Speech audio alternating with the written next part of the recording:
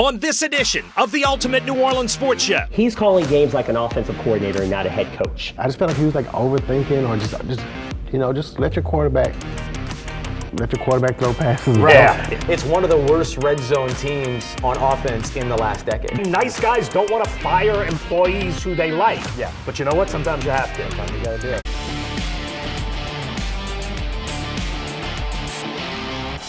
Into another Ultimate New Orleans Sports Show, this time a Thanksgiving edition where we are giving thanks that there are only 6 games left in the NFL season. We appreciate you very much for being here with us. That is the incredible and always amazing Doug Mouton. I am the sometimes relevant Ross Jackson, or as everyone calls us together, Mousson or Jackton, whichever one. Yeah, whatever one it is. Yeah. Thanks for being here with us today. Wow, that's quite an intro. All right, look, I want to start with this. Do you lose a little confidence in Kellen Moore right now? Look, we're talking about the last 4 offensive games, supposedly his specialty. Yeah. 40 total offensive points in the last 4 games. Not good. Yeah, no, I mean, it's hard to have a lot of confidence in what I'll say is Kellen Moore's system so far. I don't think I've lost faith in Kellen Moore yet. No, I haven't either, but I think that we expected this season to be a struggle, but my goodness, not this kind of struggle. No, right. They're tied for last in the NFL in points per game with the Las Vegas Raiders, a team you never want to be in conversation or in the same conversation with,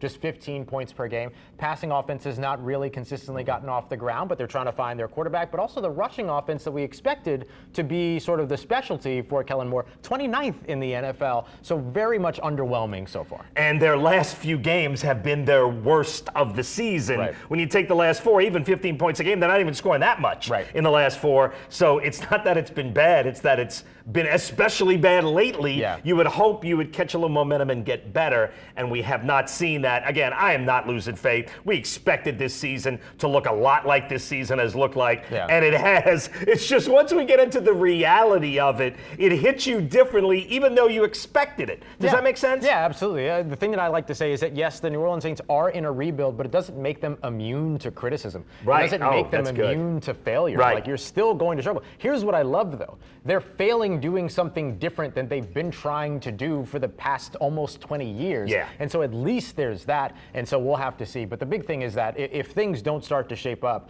quickly within the next, getting into next season, then obviously there's going to be some bigger conversations to have. And I do think there's a lot of stuff to break down. Let me show what's on the menu tonight on this edition of the Ultimate New Orleans Sports Show. There's a lot to break down within what's gone wrong. There's no shortage of topics with the Saints right now. I'll say that. On the large plates, the big topics, Kellen Moore, what he has done, what he hasn't been able to accomplish so far. Are we worried about that? Yeah. And then the offensive struggles. Tyler Shuck harassed the Saints' interior of the offensive line was just mauled against the Falcons. Yeah, absolutely. And then as we get to our small plates, we'll take a look at the usage of Taysom Hill, which has gone from being an asset to a hindrance very, very quickly. And then we'll also take a look at everything going on around the kicking situation. Blake Grupe out, Cade York / Charlie Smith up. Let's see who ends up moving ahead there. So lots going on with the special teams unit. That's interesting. I never even thought that Charlie Smith could actually be the guy. Our dinner guest to talk about this, Rod Walker, one of the all-time great columnists from the Times-Picayune. Love having Rod back on the show. And then the ridiculousness of Ricardo LeCompte back on the show. Ricardo always makes it fun. And then what drink are you making for us Thanksgiving week? Yeah, so we're going into a little bit of a Thanksgiving feel here. So we're going with an apple whiskey sour, and we're going to use a special whiskey to really usher in the Thanksgiving Turkey Day vibe. So looking forward to this one. This should be a lot of fun. Oh, you're teasing the whiskey. One of my favorites for the price. Saints defense they were actually very good for a lot of this game. Kind of ran out of gas because they got no help from the offense. The Darnell Mooney touchdown was the one that put this game away. He's and always now good for one in the Superdome. I'll tell you that. Doesn't matter what uniform he's wearing. Now, Ricardo is heading out to this one for Channel 4. Ricardo and the Saints will head to Miami. I hope the Saints enjoy the trip as much as Ricardo, because I know Ricardo's going to enjoy it, regardless of what happens on the field. Dolphins actually on a little bit of a roll. They've won 2 straight since they fired their GM. They are 5.5-point favorites. Devon Achane has been spectacular 390 yards in the last 2 games, rushing and receiving. I want to go back to Blake Grupe.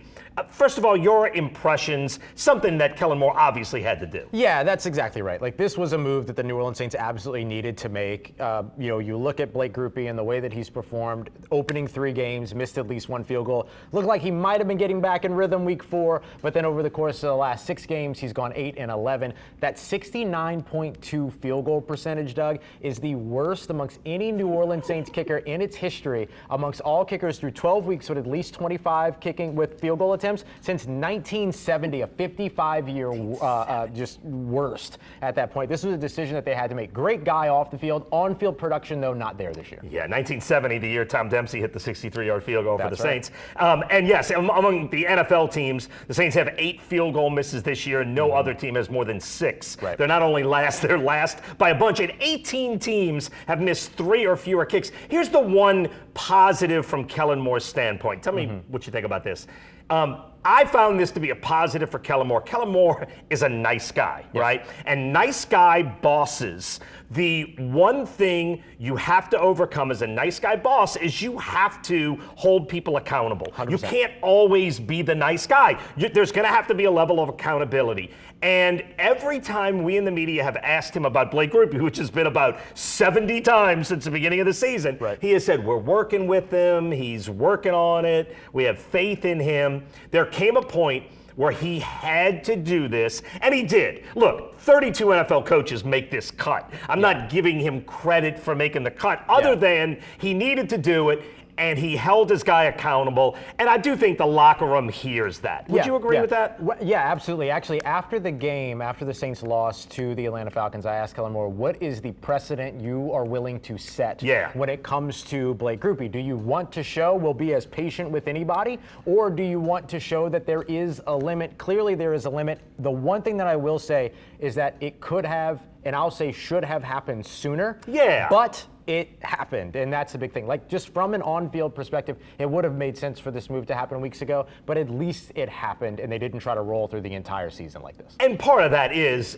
look, everybody knows the Saints are not in playoff contention. So when you're 1-7, does it matter if you cut the kicker then or not? It's not going to mean you're going to turn your season around and suddenly get to the playoffs. Although I agree with you, I think at least 25 NFL coaches of the 32 would have made this call before this week. All 32 would have done it by now, and he did it. He did he did what he should have done and was expected to do. But the fact is, we don't know a lot about Kellen Moore yet, and he did it. Yeah, it's good to see a coach be able to make the tough decision when the tough decision is the right decision, regardless of the timeline. This is an organization that has been sometimes to a fault very patient with those kinds of decisions, but at least a decision was made. Yeah, and Blake Grupe made the tough decision, not that tough by the end of it. Yeah, right. But tough from a, like this. Yeah, personal standpoint. They love their guys, yes, right? And he's a nice guy. 100%. And nice guys don't want to fire employees who they like. Yeah. But you know what? Sometimes you have to. Sometimes you got to do it. All right, let's bring in Rod and Ricardo.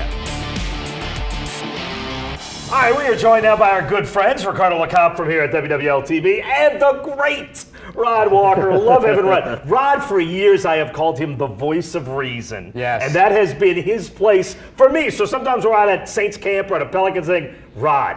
And I'll ask him a question, and I want the analytical, real, reasonable answer. I always say, like, Rod is the great big picture guy to ask a question to any, and I love it because Rod's like, everybody will get really into the minutia stuff, and then Rod will ask that one question. It's like big picture, and it's like the perfect sound bite from whatever, a player or a coach. That Rod's great at doing that. Rod's great at doing Well, we're going to do a little exercise in your. We built him up now. Don't make me look bad now, Rod. So on that note, Rod, we were talking a little bit about where things are going with Kellen Moore, the New Orleans Saints throughout the rebuild. Where's your confidence meter right now on the work that Coach Moore has done thus far?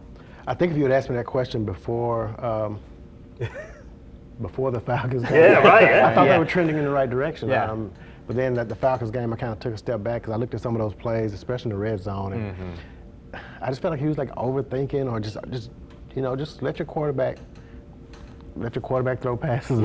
Don't let Taysom Hill throw passes. Don't let Chris Olave throw passes. Like he did, a few weeks back. So, sometimes I just kind of question some of the play calling. I just think sometimes they're maybe need to simplify things and not try to just overthink it. Yeah, I think overthinking is exactly the voice of reason answer. Yeah, right. Ricardo, how are you with Kellen Moore right now?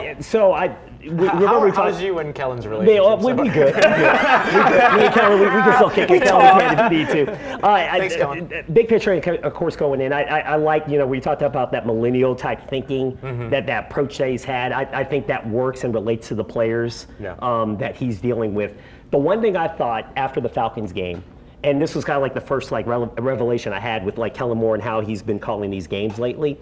He's calling games like an offensive coordinator and not a head coach. Yeah. Meaning that the OC analytical mind in those goal line situations was like Taysom Hill. That's the guy that it's been. Let's call this. We've got to get this in. This is how we've got to win. And that was the approach he took rather than going, I have a rookie quarterback who's not going to be in these types of situations, these stressful 4th and 1 goal line situations. Let him make the mistakes. Let him make the decisions. Let him succeed. Let him fail in those situations. And that's where I'm thinking, I'm like, hey, you got to start thinking like a head coach and looking toward the future. This is why Tyler Shuck is in. This is why you have these young players playing in. You got to see what you have, what you can build around. And you've got to put those guys in those situations rather than kind of thinking all the time, well, I'm the OC, let me score, let me get it in. And that's where at times he falls back to that OC approach rather than the big picture head coach approach. I really like that. I think that's a really good point. And I think the thing you got to consider here that both of y'all have raised is that Tyler Shuck has a chance at least to be on this team in 2027.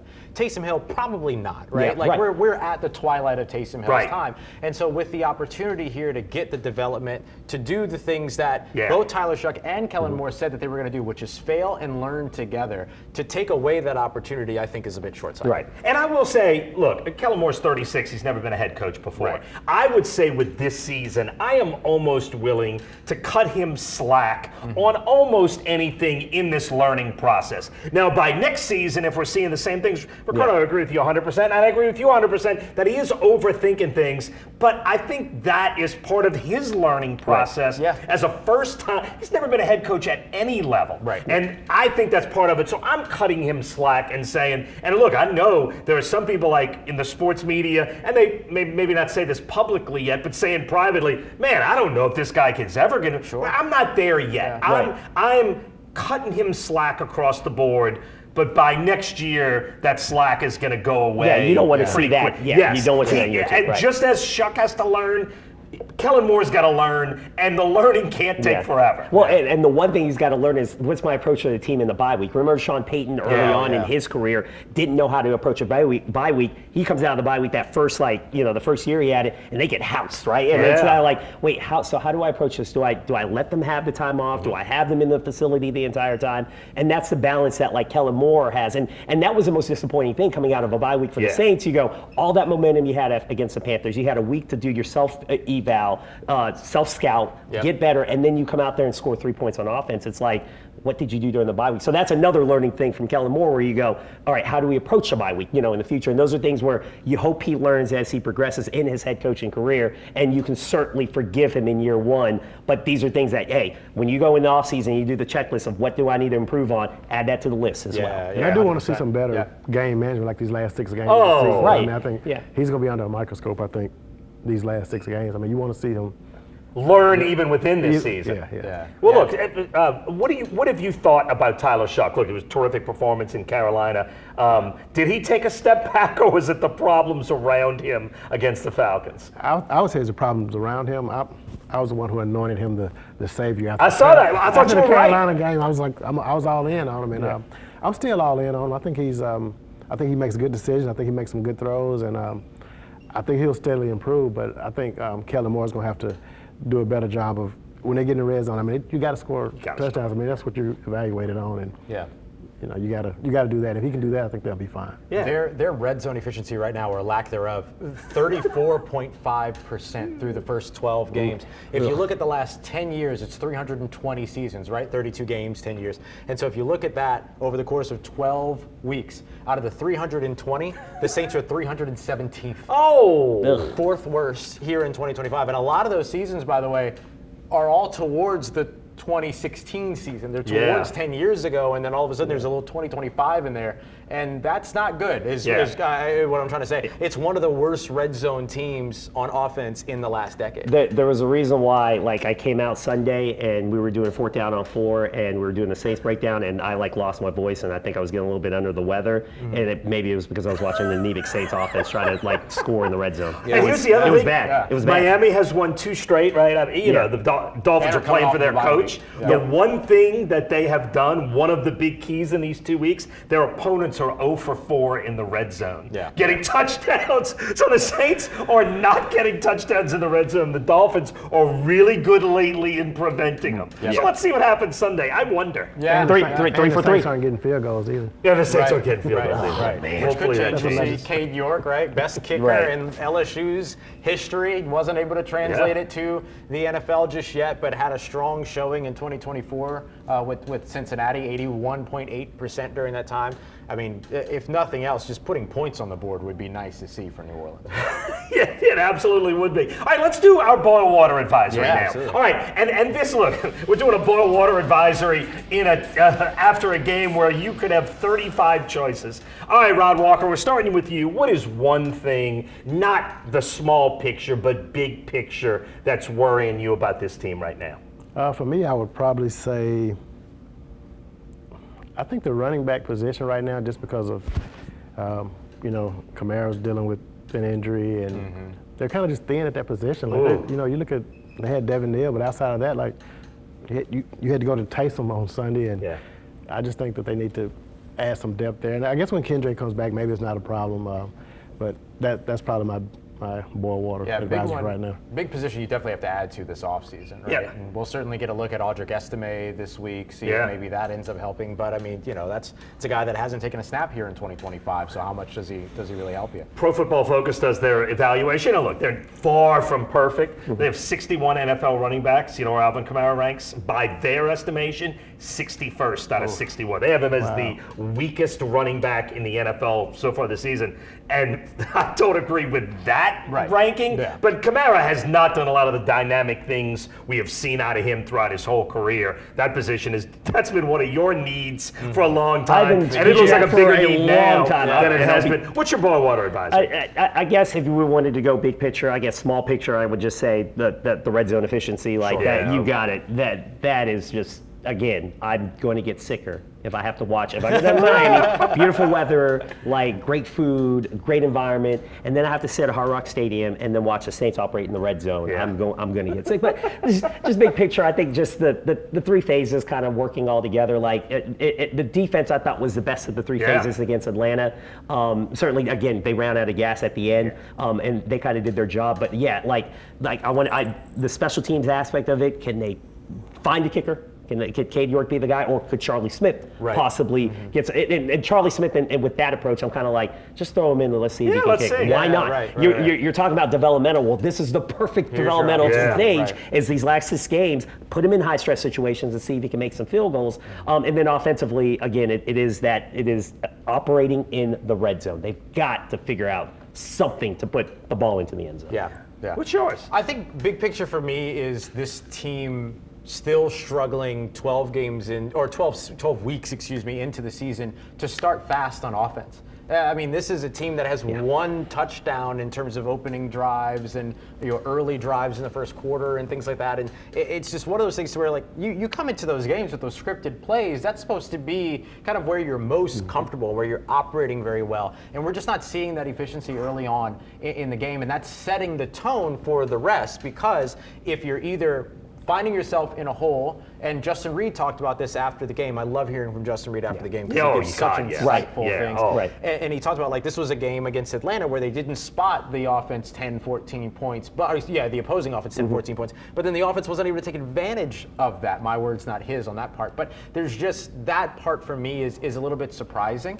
And I don't know if it's a talent thing, if it's a scheme thing, or if it's both, but going forward, either throughout the rest of the season or at least going into the offseason, they need to build an attack roster-wise and philosophy-wise. It's going to be able to start these games faster. Yeah, mine is the interior of the offensive line got blown up against the Falcons. The offensive line is where you invested resources this past offseason. So for me, the ball water advisory is I'm looking at this team and I'm already looking at the offseason and what they need. And what they need keeps adding up. I was like, they need a high draft pick on a wide receiver. They need a high draft pick on an interior offensive lineman. They need a high draft pick on a running back. Like, I'm adding up the things they need.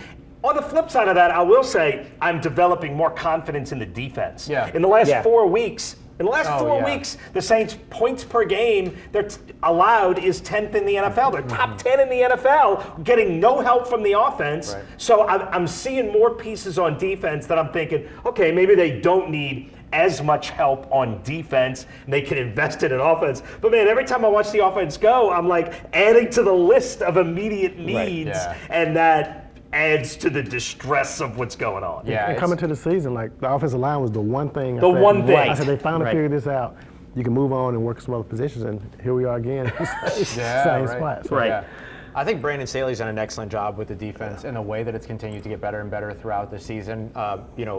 Chase Young has completely thrived in this system, and that was one of the big, really strong offseason moves that they made. Turns out the Juwan Johnson extension, 4th amongst tight ends in receiving yards, that was a good move for them too. So it's good to see some of these big foundational moves being made, but being able to take advantage of it on the defensive side in particular, I think has been really, really positive. Is there one optimistic thing that you can say? I brought up the defense, and I'm thinking Sanker and Stutzman and Riley. You've got some pieces that these guys can help you as you build. And I hate to be kind of downish. Look, they deserve that. Right. That's but there are. Give me one thing that you're like, okay, I like this. I'll probably just go with the entire draft class, just a rookie. I think they hit a lot of spots, and I think Tyler. I'll go back to Tyler Shuck. I think he's going to be solid. And Kevin Banks, obviously, if you get a left tackle, I mean, you're in good shape. So I think they're good there. So don't be scared about your take about Tyler Shuck, who could be the one, because watching him operate against the Falcons, I kind of was like, man, if he was put on a team, an offense surrounded with talent, he's not the detriment to that offense. He can perform well and then get the talent around him. And I'm like, man, a good offense and a quarterback like Tyler Shuck, the way we've seen him operate, the team is good. He can be a good team. So that also, when you're approaching this draft coming up, the one thing we were saying, get a high draft pick if you get a quarterback. You don't have to worry about that now. You can literally just go, who's the best player on the board? Let's address that problem that we have. And that was the problem that you had to find the quarterback first. A lot of teams can't find the quarterback. If you don't have to worry about the position going into a draft where you have a lot of needs, that's a good thing. Yeah, even if you don't have to worry about it for 2026. If that gets you an Arvo, it gets you another year, right? That's great. Right. You know what time it is. Last call! It is now time for our most favorite portion of this show. And Ross Jackson has fanned apple slices. Fanned the apples. You fancy, spectacular huh? You fancy, huh? Fancy, huh? Yeah. Today we did have time for that. Today we did exactly have time for that. Wow. All right, so I'll go into our drink here. So we're going to be doing our apple whiskey sour. So obviously a sour always has some lemon juice, so we're going to have some lemon juice in there. The apple is with our apple juice, which I went ahead and went with the world famous Martinelli's. And it's the best. Apple juice here. And then we have our Wild Turkey bourbon. So we're using Wild Turkey today. Wild Turkey 101, one of Doug's favorite value buys. You're going to buy Wild Turkey, buy the 101. And we're doing Wild Turkey because Thanksgiving. We're going to have a turkey drink here. Gobble, and then gobble. we have a little bit of the Cointreau or your favorite triple sec as well. So it's super simple. 1 ounce of the bourbon, 2 ounces of the apple juice, 3/4 ounce of the Cointreau or whatever you choose. And then quick, just kind of splash of lemon juice and a few dashes of orange bitters, and you're off and running. Sounds so good. Get to mixing. All right, the rules of our last call are this can be anything, any sport, local, we hope. Any local sport, any local team, opinion about whatever. Rod Walker, you're our special super voice of reason guest. What you got? Let's start off with the New Orleans Pelicans. Yeah. We are here at approaching December. The Saints and the Pelicans have 5 wins total combined. The fewest they've ever had, at this juncture on the calendar. But they're cooking. I'll give some optimism to the Pelicans fans. I do think that they're 3-15, but they're only 3 games out of the 10th play-in spot. crazy. So there's a shot, and there's some really good teams in the West, but there are also some really bad teams in the West. And the Pelicans are in that group, and I think they'll end up being like one of the better teams in that bad group. So I'm putting them in the play-in tournament, and I'm also putting Derek Queen, who is might be the most beloved athlete in the city. I see where he's right going now. with this one. I'm putting him as Rookie of the Year. He's moved up to 3rd in the Vegas odds, so I'm thinking he's going to really make a run here. Derek Queen's one of my favorite new players. Plays like a Euro. Yep. Yes. But the knock on big Euros is that they're soft usually. He plays like a Euro, but he's from Baltimore. Right. So there is nothing soft about him. Yeah, Derek Queen has been a revelation so far. That's a good one. What you got? Shout out to B More, by the way, because I was born in Baltimore. So. Oh, nice. Well, that's who you are. I am embodiment of the Baltimore area. All right, I know there's been some bad football in the state of Louisiana, if you had to talk about the Saints, even with LSU, but there's actually some good football here in Southeast Louisiana. Let's start with Tulane, who checked in the second college football playoff rankings at number 24. John Summerall, I was very impressed with his team's response to the first week of being into the college football playoff, going to a tough, really tricky place in Temple, a good Temple team who doesn't really have a bad loss on their ledger, and they handled business in Philly. So congrats to Tulane. And also Southeastern. Frank Selfo has now guided the Lions to a 4th FCS playoff appearance. Prior to his time getting there, the program had only gotten to the playoffs twice in their, their restart football in the 70s, and then when they disbanded and brought it back in 2005. So he's doubled the amount of playoff appearances for this program. They're going into the FCS playoff on Saturday. We'll be hosting Illinois State at the Berry. Frank Selfo has done an absolute fantastic job there in Hammond, reviving and revitalizing that Southeastern program. You know what? We're going to toast to Frank Selfo and the job he has done in Hammond. It has been spectacular. This drink looks ridiculous. Oh, man. So yes. If this is good, I'm making this on Thanksgiving. I Got hope to. it's good. Fingers crossed. All right. Oh, that's excellent. That is nice and easy. That is really good. Mine is bad. I need yours. That is so easy. Good job. Can I go? Yeah, go for it. All right, I'm gonna look. My last call, I did it last week about Lane Kiffin. I'm doing it this week again about Lane Kiffin. Here's why Lane Kiffin is right for this job. The job at LSU is big. And when I say big, I mean politically big. I don't mean actually you're a politician, but there are so many responsibilities of that LSU job, from a media, from a boosters, from everybody. You become literally the most important person in the state of Louisiana.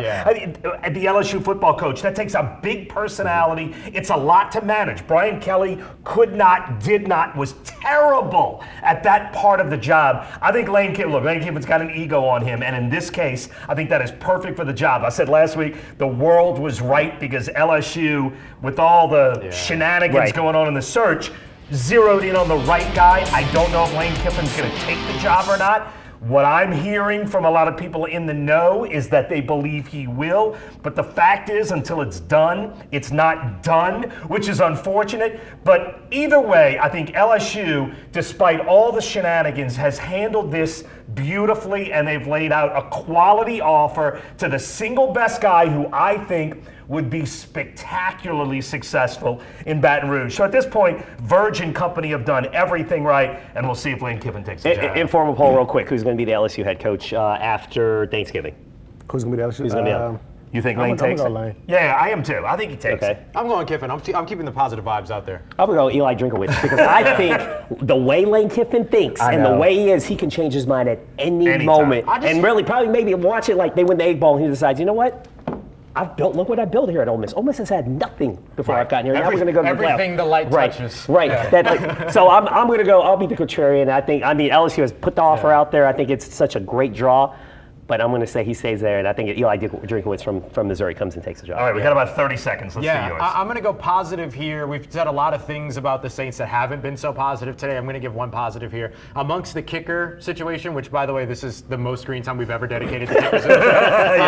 In the midst of the tryouts, along with Cade York, the Saints brought in Justin Tucker, who, of course, has I don't want to call it a conflicting past. I want to say what it is. Allegations from 16 different massage therapists about inappropriate sexual behavior from massage sessions taking place between 2012 and 2016. It would have been an absolute stain on this organization to go that way. I commend the Saints for not going that way. 100% of your fan base knows a woman. stay away from it. Leave it alone. Yes. I'm so glad that they didn't go that route. Agree. Granted, give Cade York another shot. The guy was a 4th-round draft pick. 100%. He's got a big 24 leg. years He's old. got a shot. Yep. Great. Yeah, 100% on that. Yeah. Guys, thank you. Yes. Rod, you're awesome. Thanks for being here. Ricardo, Ross, thanks for watching this edition of the Ultimate New Orleans Sports Show.